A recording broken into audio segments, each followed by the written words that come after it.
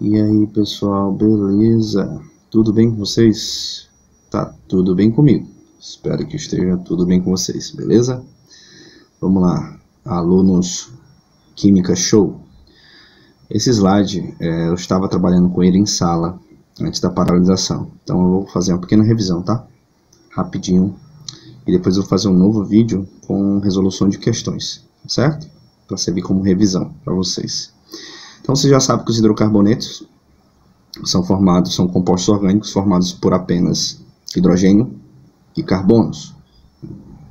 Esses hidrocarbonetos, eles estão muito presentes no petróleo, né, como a gente discutiu em sala, e eles podem ser classificados da seguinte forma, como está sendo apresentado no fluxograma. Nós podemos ter hidrocarbonetos de cadeia aberta, aqui, né, cadeia fechada, sem anel aromático, e cadeia fechada aromática. Sendo ele de cadeia aberta, ele pode ser alcano, alceno, alcinos e alcadienos. Sendo ele de cadeia fechada, pode ser um ciclano, cicleno. E ele sendo de cadeia fechada aromática, né, tendo um anel aromático, ele vai ser chamado de composto aromático, certo? Como está sendo mostrado aqui. Então essa é a divisão para os hidrocarbonetos, assim que eles se apresentam na natureza, tá? E na química orgânica em geral. Então, né, já falamos que o petróleo é rico em hidrocarbonetos, por isso que a gente fala de uma parte da aula, né, só sobre isso, né, os hidrocarbonetos encontrados no petróleo. Esses hidrocarbonetos, a princípio, esse petróleo, né, ele entra na torre de fracionamento, né, sofre aquecimento na fornalha, entra nessa torre de fracionamento para ser dividido de acordo com sua característica, né? As moléculas são fracionadas e aí você tem essa fração sendo separada, como mostra essa tabela. De acordo com a sua temperatura de ebulição, ele vai sair em um determinado ponto dessa torre. Então, os mais pesados, o resíduo vai sair no fundo da torre, né? Lubrificantes, gás óleo pesado, gás óleo leve, querosene, gasolina. Então, vai subindo na torre de acordo com a sua temperatura de ebulição, né? À medida que ela vai diminuindo, ele vai sair mais acima da torre, essa fração do petróleo, certo?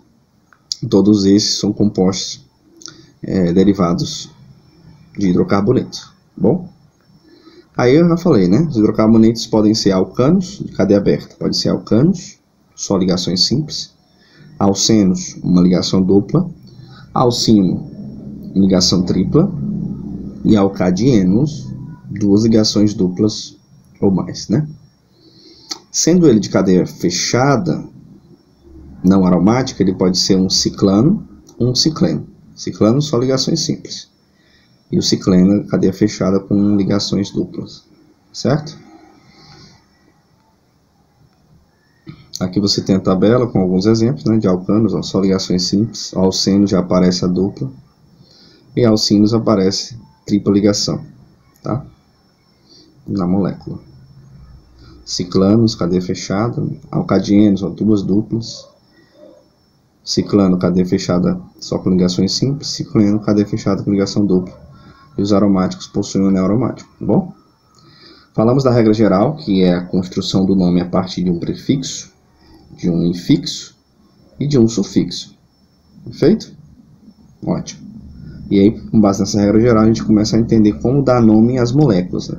Por que o nome é gás butano, por exemplo?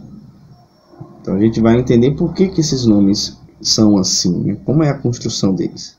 Essa tabelinha de prefixos, ela consta no livro de vocês também, mas vocês também podem ter acesso no material que eu enviei, certo? Então você tem, de acordo com o número de carbonos, você tem um prefixo específico. MET, um carbono, ET 2, PROP 3, BUT 4, PENT 5 e assim sucessivamente. Existe a possibilidade de ter mais carbonos na molécula, e você tem outros tipos de prefixos, mas os mais comuns nas questões são esses 10 primeiros, certo? Vamos lá, dar continuidade. Infixo é a parte do meio do nome, aí você tem o AN, o EN e o IN. Ligações simples em dupla e in tripla. Lembrando que tem um dien também, que são duas duplas, tá? E por último, a última parte é o sufixo. O sufixo, ele vai terminar o nome e ele é de acordo com a sua função, tá? Se o sufixo é O, é porque é um hidrocarboneto. Se é OL, é porque é um álcool, e assim sucessivamente. Isso aqui a gente ainda vai falar sobre eles, as funções orgânicas, né? Primeiro a gente está focado só no hidrocarboneto. Portanto, todo hidrocarboneto vai terminar com a letra O. Metano, etano, butano, propano e assim por diante. Tá certo? Sempre o sufixo letra O. Continuando aqui, galera. Nós temos aqui alguns exemplos, né? Aí o etano, et, 2 carbonos, an, ligações simples, e O é porque é um hidrocarboneto. Etano. Eteno, et, 2 carbonos, en, ligação dupla, e o O é porque é um hidrocarboneto. Certo? Perfeito? Propano, né? O gás muito utilizado nos Estados Unidos, como gás domiciliar, né? Propano, prop, 3 carbonos, an, ligações simples, e o O por ser um hidrocarboneto. Então é assim que se constrói de acordo com a regra. Aí ele vai dar alguns exemplos do material, né? Tem a tabela mais completa de prefixos, outros exemplos aí. Agora eu gostaria de citar fazer uma observação aqui. Numerar cadeias. Quando isso é preciso? Quando você quer dizer a posição de uma insaturação, de uma dupla, uma tripla, ou de uma ramificação, como nós vamos ver mais abaixo, certo? Como eu posso fazer isso, professor? Numerar. Você tem que numerar a partir da margem mais próxima, esquerda ou direita, mais próxima dessa insaturação. Por exemplo, nesse caso, qual a margem mais próxima da dupla? É a da direita ou é a da esquerda? Acertou quem disse da direita. Portanto, esse é o carbono 1, obrigatoriamente. E aí você continua a contagem sucessiva. 1, 2, 3, 4. Essa é a contagem correta. Portanto, aqui logo abaixo você tem um nome dessa molécula. 4 carbonos but. 1 quer dizer o quê? Que no carbono 1 você tem alguma coisa especial, que é, no caso aqui, uma dupla. Então, 1 em dupla ligação. E O no final, por ser hidrocarboneto. O nome fica but 1N. Galera, uma dica. Toda vez que tiver um numeral dentro do nome da molécula orgânica, isso não tem a ver com quantidade, isso tem a ver com posição. O numeral sempre vai estar indicando a posição de alguma coisa, ou em saturação, ou um radical, uma ramificação, certo? Vamos continuar, vamos para frente. Aqui ele vai trabalhar outros exemplos, ciclanos, né, como já disse. Uma observação no ciclano, ou cicleno. Obrigatório esse prefixo aqui antes da regra geral, ó, ciclo. Então você tem a regra geral, prop, 3 carbonos, an, ligações simples, O, hidrocarboneto, propano. Mas como é uma cadeia fechada, é obrigatório colocar esse termo, ciclo, tá bom? Vamos logo aqui para a parte final, que é a das ramificações, né? Vocês também têm uma tabela de ramificações, as principais, né? Eu coloquei em sala também para vocês, ó. Metil, 1 carbono, né? Radical etil tem 2 carbonos.